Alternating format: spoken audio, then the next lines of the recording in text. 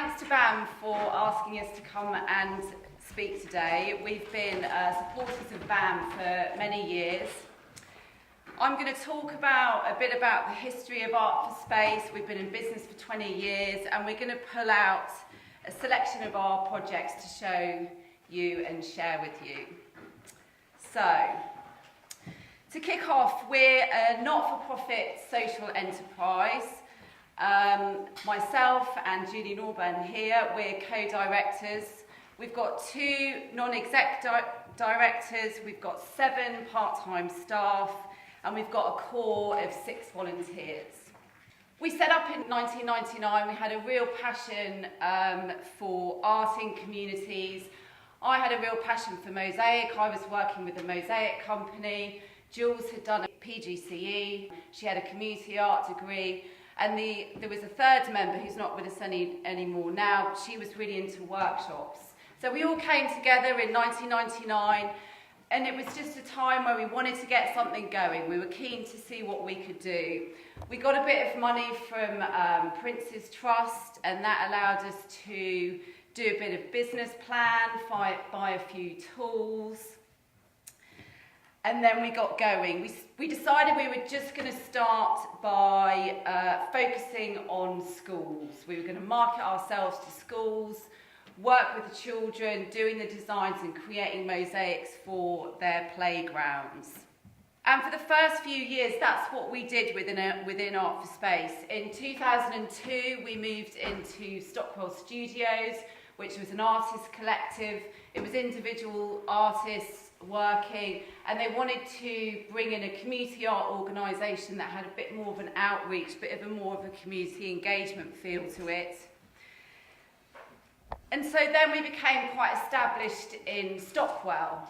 As a community arts organisation, we wanted to keep it local. We wanted our local community to benefit from the work that we were doing. So over the next kind of 7-8 years, we kept going with our school projects. We started linking in with local children's centres and doing sort of public art projects, open access projects for residents of Stockwell. In 2010, we moved into a bigger space within the artist collective, and we had a space big enough so we could deliver workshops from there, which really kind of transformed what we were able to do. We were all about outreach up until then, in the schools, in the community organisations. So having a space where we could deliver our own workshops was really great for us. Then, financial crisis, change of government, Lambeth had to blanket sell off all their buildings, and I didn't mention that actually the building that we were in was squatted and had been squatted by artists for more than 20 years. It was an old maternity hospital in Lambeth. So we then had 3 years of bit of a fight, bit of a negotiation, and we were very lucky that the council supported the work that we did, and even luckier that the developers, Henley Homes, supported what we did. We pushed and we pushed, and we said, we've got to keep going, we're a small organisation, we can't stop, we've got to keep going. So in 2012, we moved into a brand new studio, which is where we are now. 2012 was a real turning point for us. We secured a new studio. Up until that point, the old studio, there was mould on the walls, the toilets were falling apart.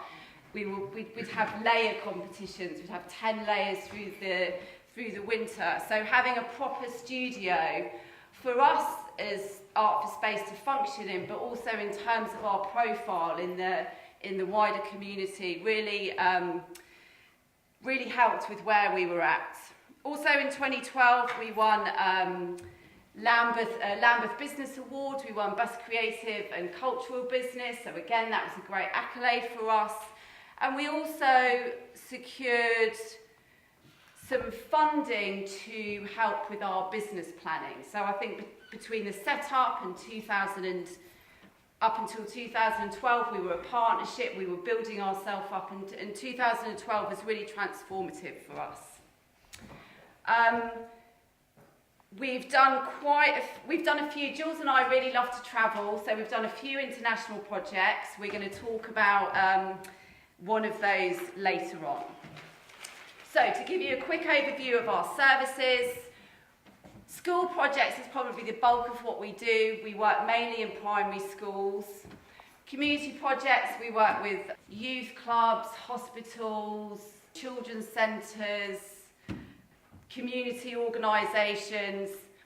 The training for adults, we use the arts to inspire entrepreneurial activity, to improve well-being and to improve employability.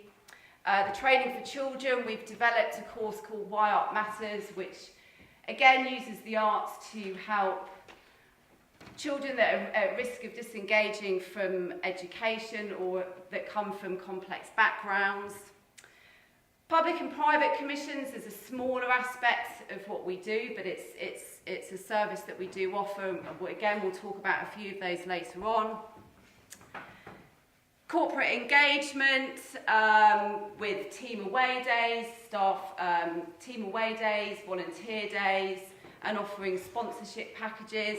Again, we'll talk a bit about that later. Evening classes, I teach an evening class on a Tuesday night, if anyone's interested, in Stockwell. And then we've got a kiln at the studio and we hire out our space. So that's an overview of Art4Space. So, like I said, we mainly do projects in schools. So, I've chosen this one. It's one of our favourites. And actually, the yellow face on the bottom right-hand corner, it's formed part of our branding. That was drawn by, it was a tiny little drawing drawn by a year one pupil that was in a little corner of a piece of paper after a design session. And we blew it up really big and we just loved it. So, this is a school in West London. They approached us. They wanted to transform their playground. We helped them to get some awards for all lottery funding. We gave them the information that they needed. There was a great lady at the school that really wanted to make the project happen, really took the lead on it. The working title that we were given was Celebrate Diversity.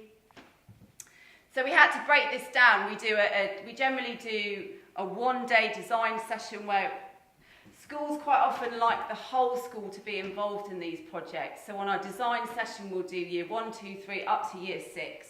So we break the celebrating diversity down into how would children relate to that. So we did the self-portraits, we did journeys to school, we did what happens within school.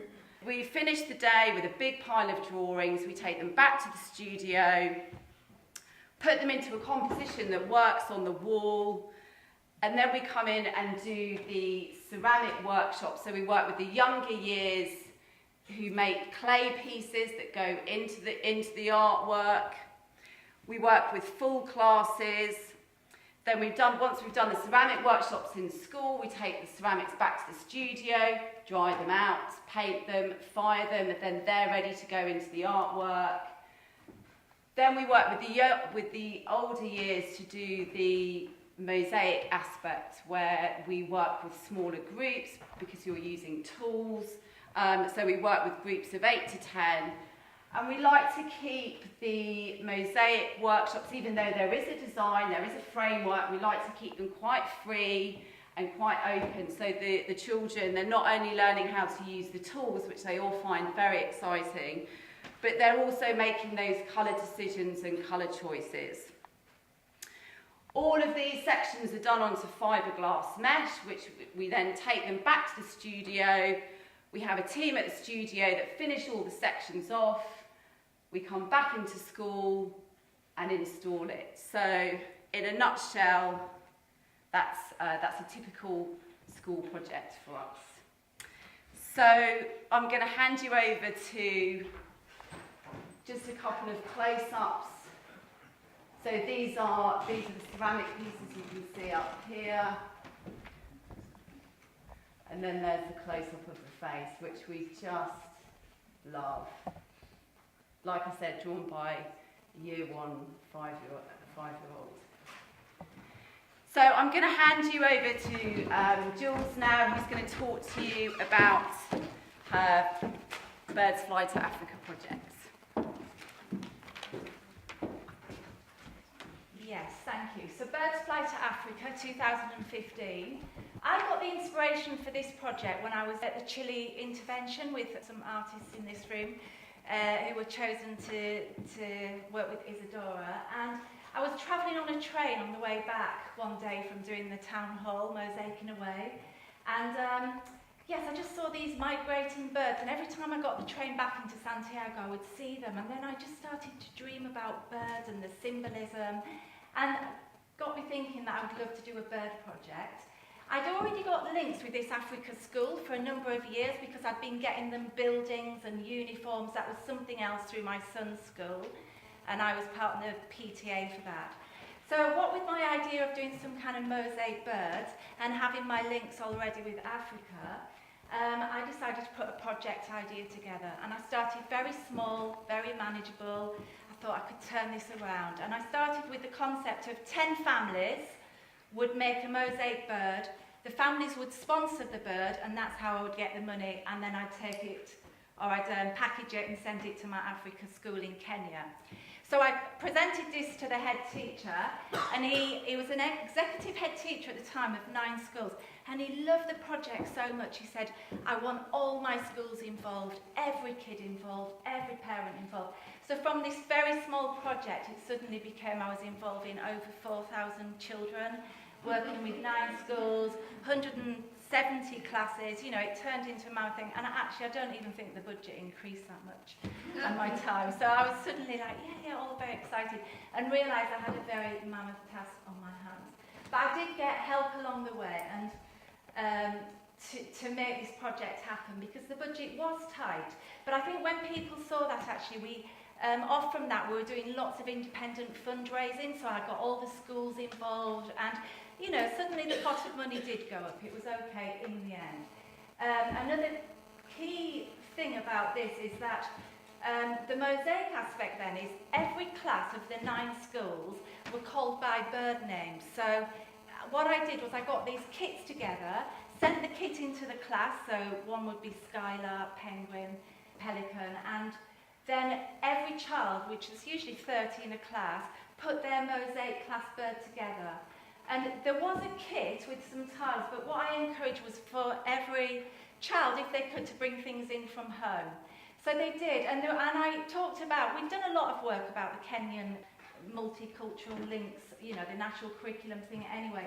But I said to the children, think about when your mosaic bird goes on their wall, think about what they want to see in there. So they brought Lego bits, broken badges, jewellery, parents' bits of cups, you know, something of them that they wanted. So it was really intentional and made with love.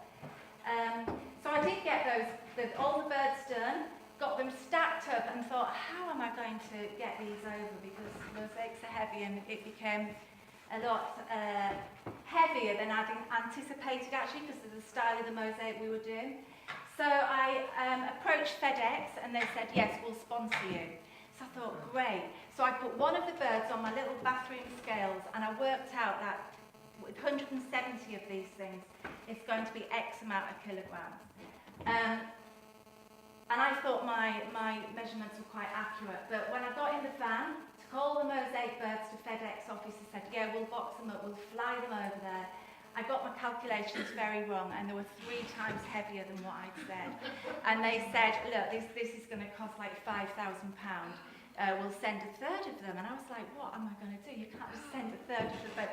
So I did break down crying. I found that helped. And suddenly the big boss was coming down. You know, it's a very emotional project anyway, and I explained it. And he says, no problems, we will send the whole lot. So thanks to FedEx. And since then, actually, I've built a relationship, because I often send barrels of, I've got a uniform enterprise going with this school, and once a year I send the uniforms and the educational resources and art resources and sports. So FedEx now do a yearly barrel for me, which is great. And then when I was over there and unpacked them all, I was then like, right, I've got 10 days to get these on the wall. And I have 2 parent ambassadors to help me. And they had their own cement over there, which was very difficult to work with. I realised the well wasn't working, so I had to walk 1.5 miles most days to go and get water to mix the cement. They showed me all these buildings, the school buildings. It's a lovely rural school in Kenya. And we hadn't even got any scaffolding, so for 2 days I was building that scaffolding with cutting down the bamboo and the twine, which left me about 7 days to actually get the birds on the wall, but we managed it working about 14-hour shifts. So somebody said earlier about technical difficulties, and I think, yes, actually it was mentioned earlier, that made the project more special at the end when I just sat back and looked at these birds, and absolutely beautiful. So the children really like the aspect of people bringing things in to add to these birds. So equally, I then worked with the Kenyan children, and they made some mosaics to take back to our schools. I didn't want to use flashy resources, but just use what they had in their community.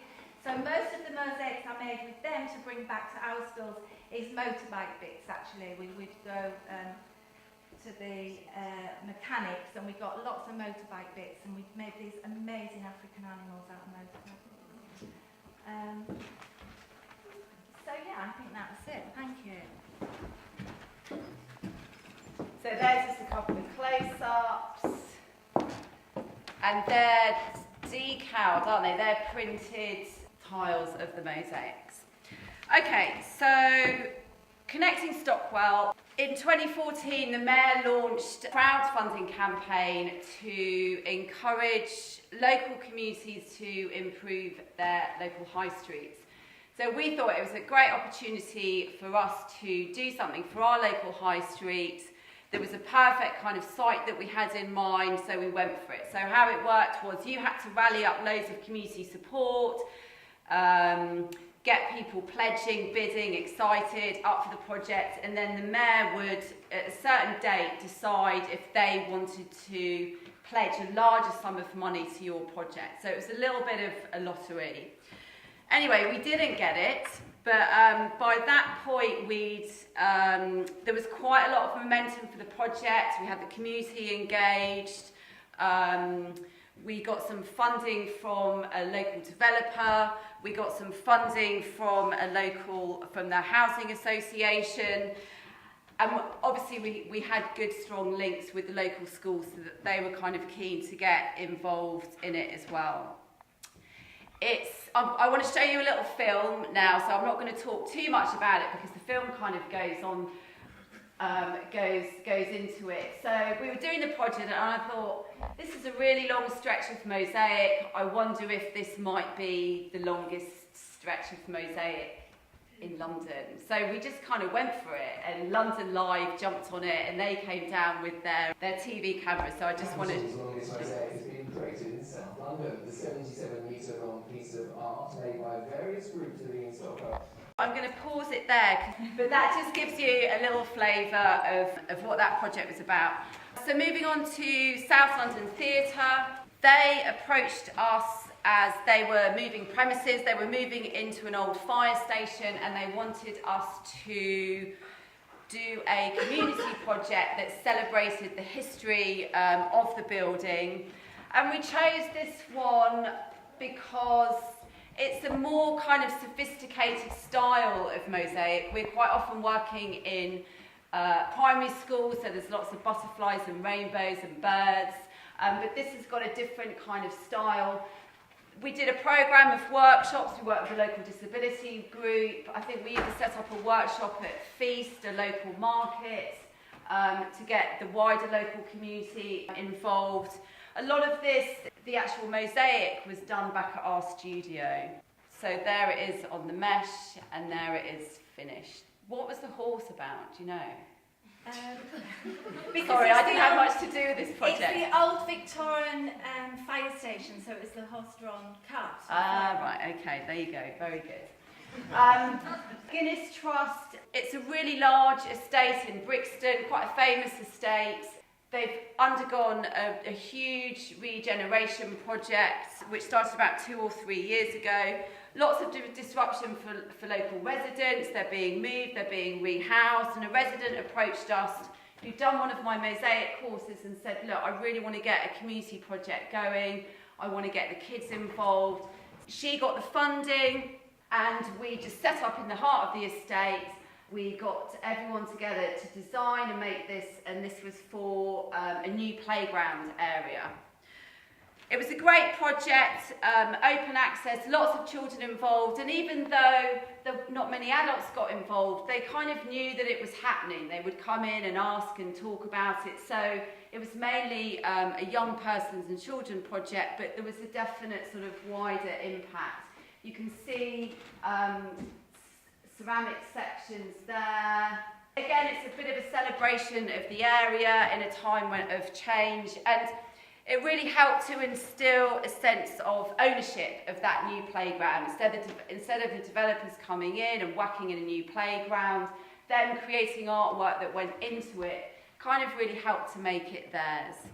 That was Fran, the lovely lady who got the funding, and that's our installation team. It was obviously a winter installation, it looks cold. We've chosen this one because this was a real ceramic heavy piece. Over the last 5 or 6 years, we've been increasingly using ceramic pieces in our work. In terms of participation, it means that children as young as 3 or 4 can meaningfully get involved in a project. They can make a leaf, they can put stamps in a leaf, which is more difficult with Mosaic. So it really opens up things in terms of the workshops, but we also really love the aesthetic as well. We've got a kiln at our studio. It can bring in a lot more texture, you could put text in there. So Clapham Banner School, they had this really weird kind of brutalist architecture, sort of interactive wall that they wanted decorating. It was also to tie in, I think it was the new nature garden that they were doing. They wanted us to work with Key Stage 1, so it had to be a ceramic heavy project, which makes up most of the artwork there. Jules, you're going to talk about this one. The title for this was Journeying Through Time. So we looked at their, not only their school journey and the bilingual element, their spiritual journeys actually came out in the design sessions. So some of that is depicted in the design, but then also, you know, sometimes you have too many cooks saying about what they wanted, and one of the teachers really wanted all the class names again in, so pulling this design together was quite tricky because we had a lot of people inputting. The sea creatures and other aspects are all the class names, so they all went in there. And then the other thing is this imaginary journey. I wanted to add this because often you get a huge school wall and they want it all mosaic, and you say, do you realise how much that would cost? But they still want it to have impact. So where we do that is this sweeping line across, which was mosaic and some ceramic, and then bringing it together with paint. Yeah, 350, that was a whole school involvement. So do we have 2 close-ups? Yeah. So sweet. Thank you. Thank you very much, Julie. Last year, we were one of the headline contributors to Brixton Design Trail. Brixton Design Trail, they just put a shout out to local artists, do you want to get involved? And we had this love stop idea. There was no money in it for us, but we thought it would be a great piece of promotion. So we made these 25 love stops, and we had a lot of fun with the mosaic because it was an impermanent installation, so we could use whatever we wanted: buttons, keys, corks, toy soldiers. We had real fun with it. So the idea behind the love stops was they were going to go out into Brixton, all around sort of well-being and using the 5 ways to well-being to kind of make us think about our well-being. And I don't know if you've heard of the Wheel of Well-being. It's a game which it kind of facilitates people to engage with the 5 ways to well-being. So you throw a dice, you get a card, and it says something like,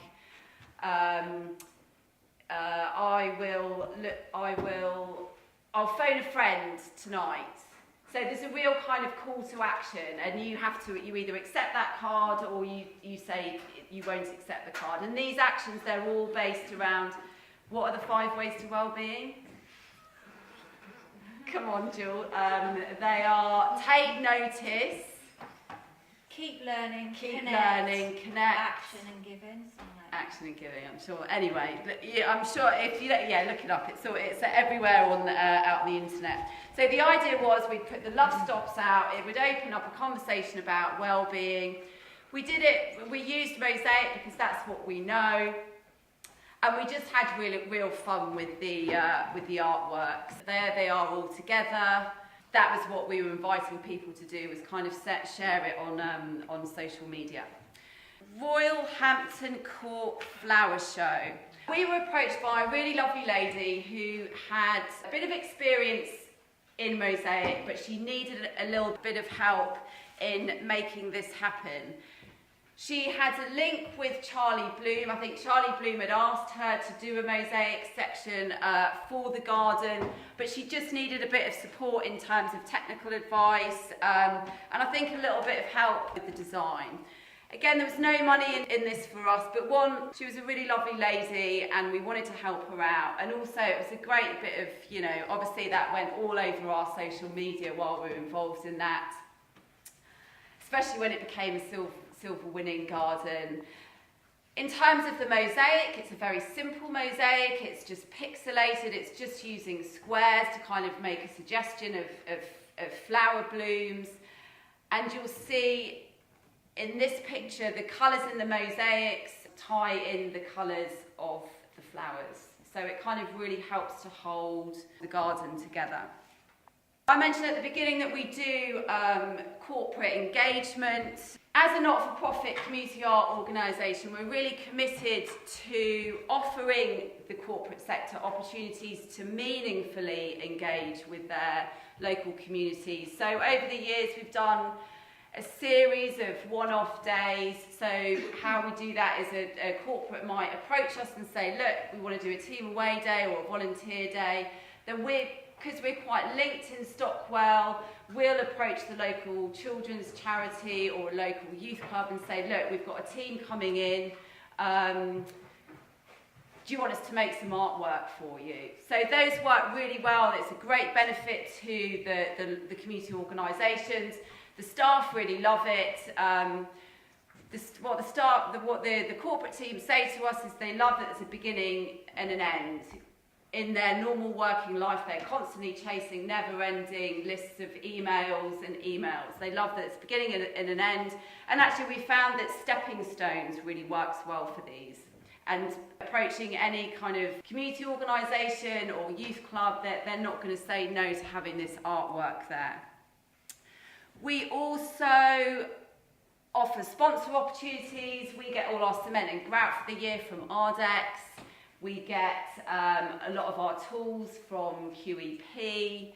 As a not-for-profit social enterprise, then it's a real help. And Ardex, who give us all our cement and grout, they can then have our statistics throughout the year in terms of how many beneficiaries, how many people we've reached out to, and it really helps with our projects. We've also worked with corporate teams to actually make artwork for their offices, but that's something else that we do in terms of corporate engagement. Here's some stepping stones, and this is our mosaic pot outside our studio. I think QVC did that, didn't they? Family learning, we're nearly there. Over the last 4 years, Art4Space have been delivering creative courses for parents across primary schools in Lambeth. We kind of got the gig because Lambeth Council knew we were a community art organisation. They wanted to expand their programme of courses. The thinking behind the courses is that we're working with harder to reach parents, and the idea is that we get them engaged in their child's learning and more engaged in the school. One of the courses that we've developed is Creative Citizenship, where the parents come to us, they learn the art of mosaic over kind of an 8-week period. They learn the art of mosaic, we teach them how to use the tools. The children come and sit in on some of the sessions and they make an art piece for their school. It's about getting the parents engaged in school, it's about promoting family learning, and it's also about promoting active citizenship by coming together in the school. They're making something that's improving their local school where their children are, so that's where the active citizenship comes in. So that can be for the playground, or it can be for interiors. There's some close-ups there.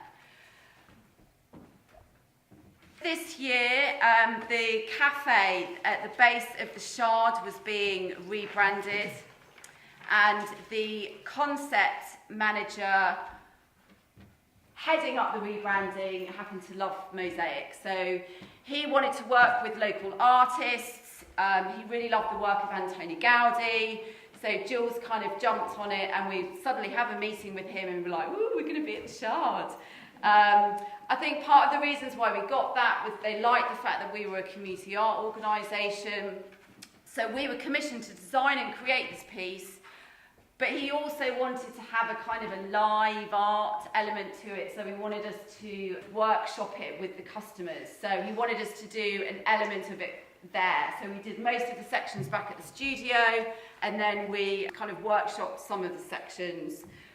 Yeah, we used quite a lot of marble in this piece, and you can't see it. Yeah, so this section here, these are tiles that we got from the Thames, although someone said to me that that's legal now. Is it, David? No, you can still do it. Okay, good.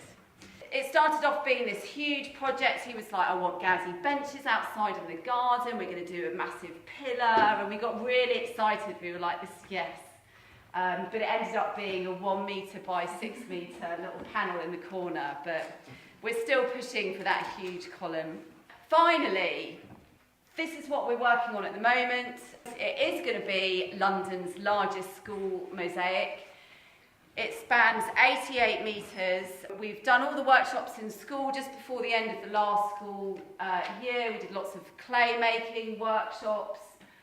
We've done all the workshops with the children, and I think the head teacher's just got a real passion for arts and a real passion for collaboration and for bringing the school together, and also he's got a playground that's in desperate need of a bit of colour.